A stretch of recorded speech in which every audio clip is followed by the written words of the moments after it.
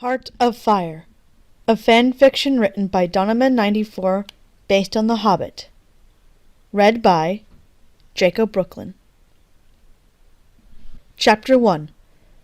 An Unexpected Visitor. People speak through me, yet I do not make a sound.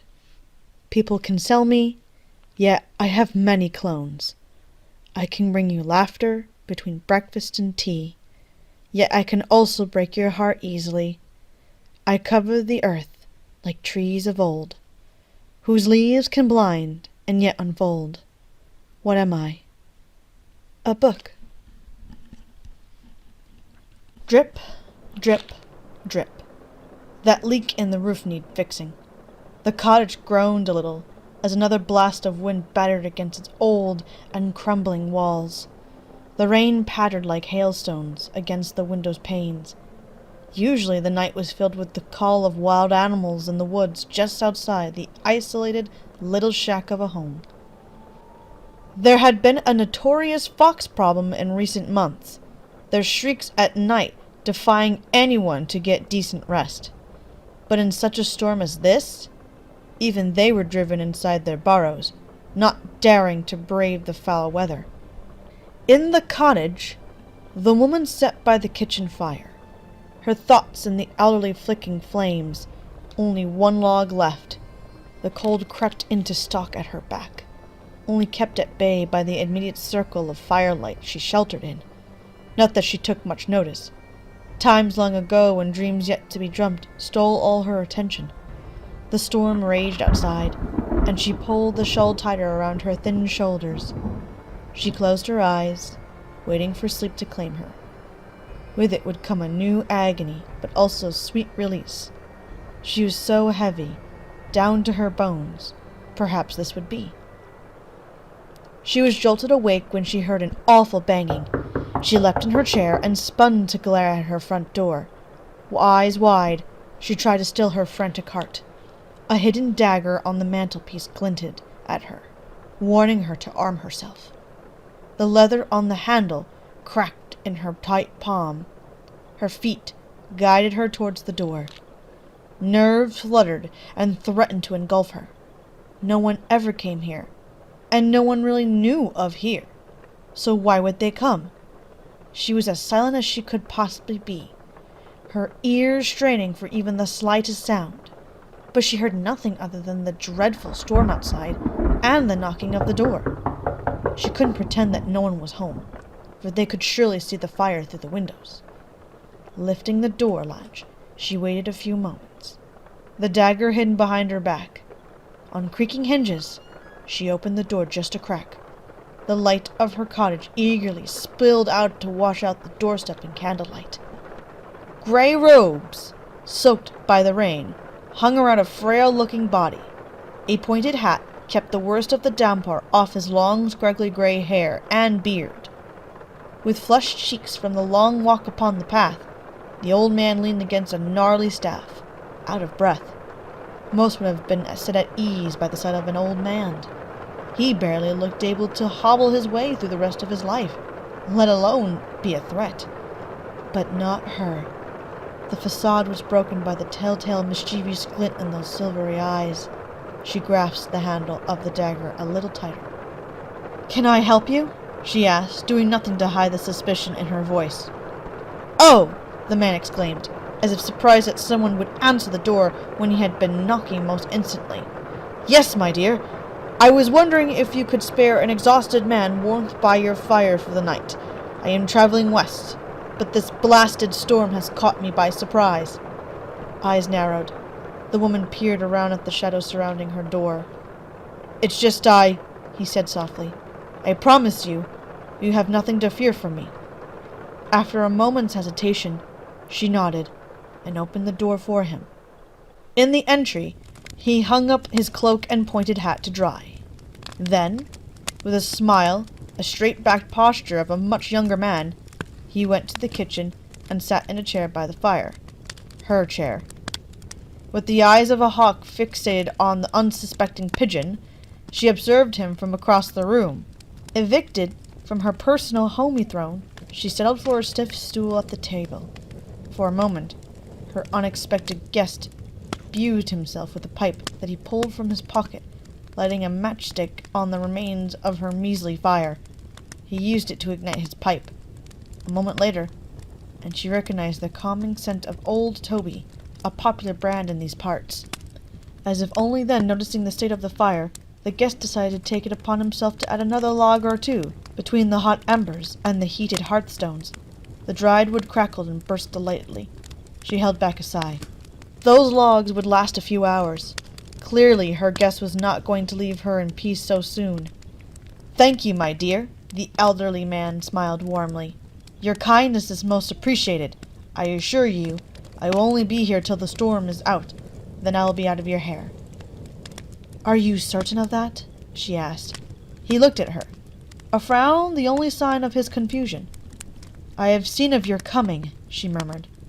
"Somehow, you have deemed that important enough for me to see it.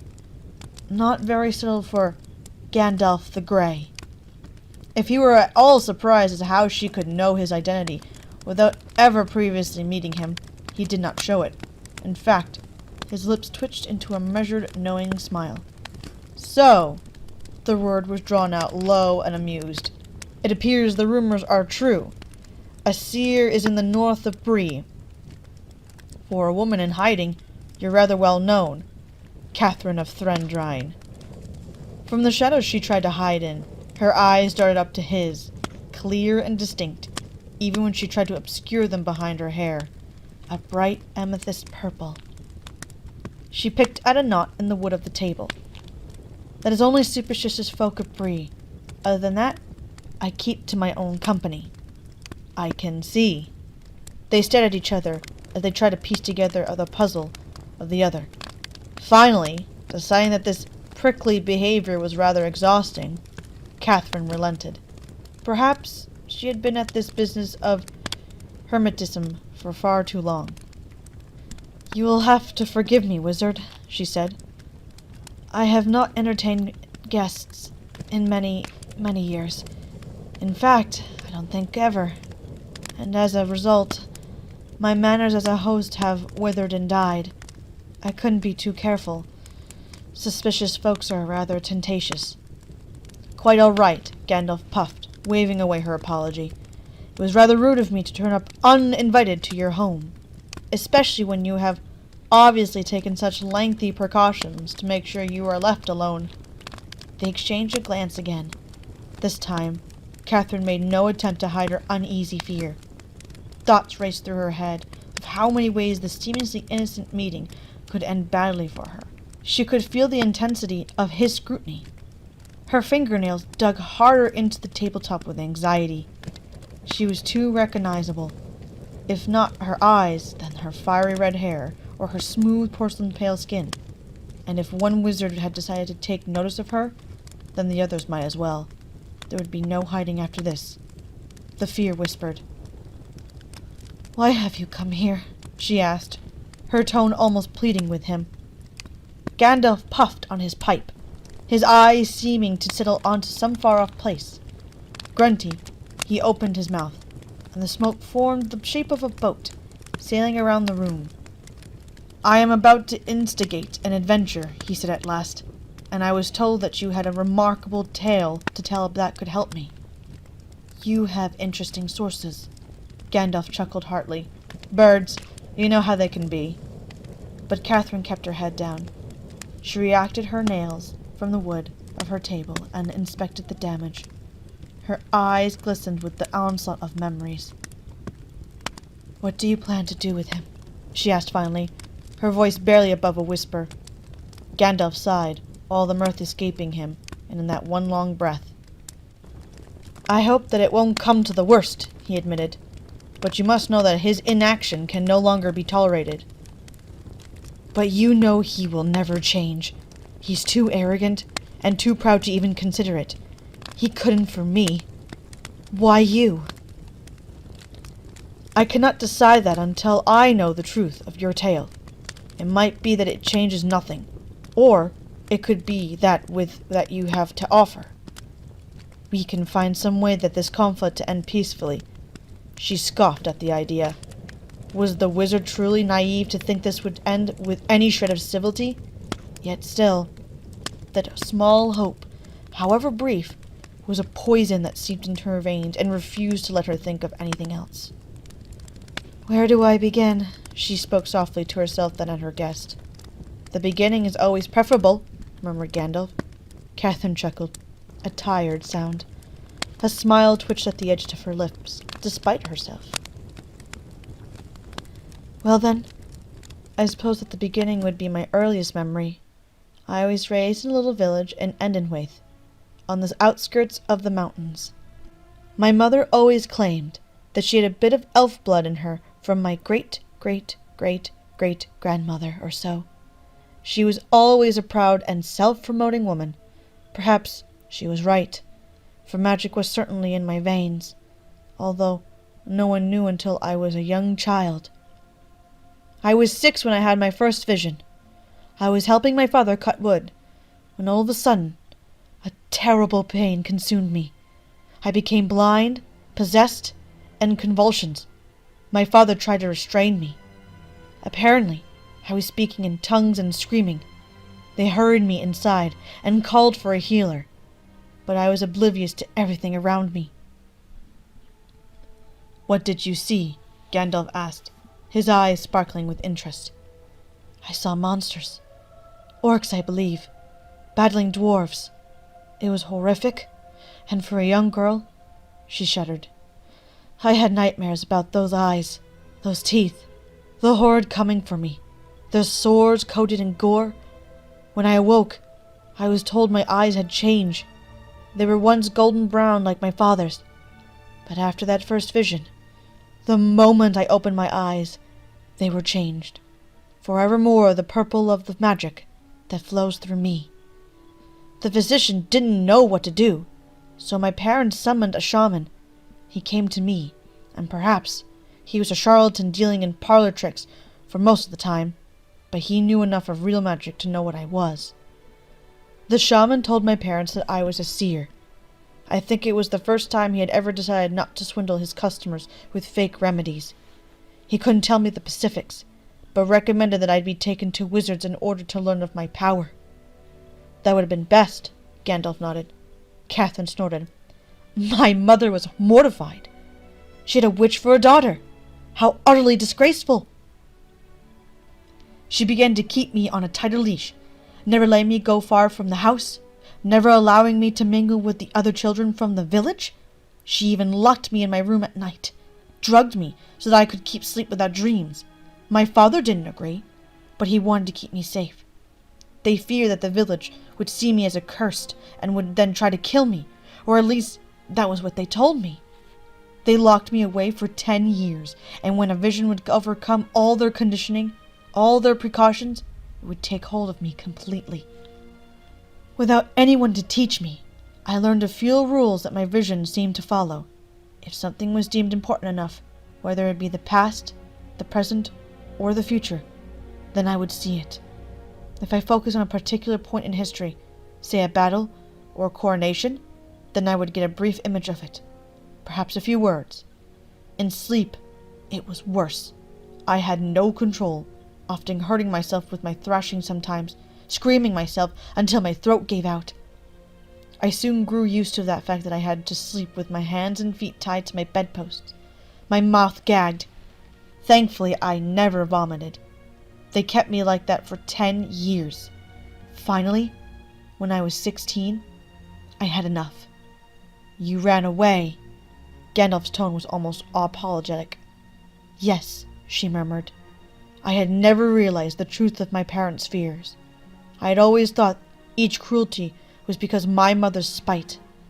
But I learned that they were real when I came upon my first town.